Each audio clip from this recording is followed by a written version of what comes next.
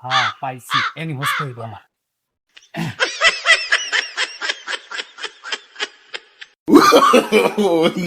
কি রে বন্ধু, তুই এই জায়গায় কি করস?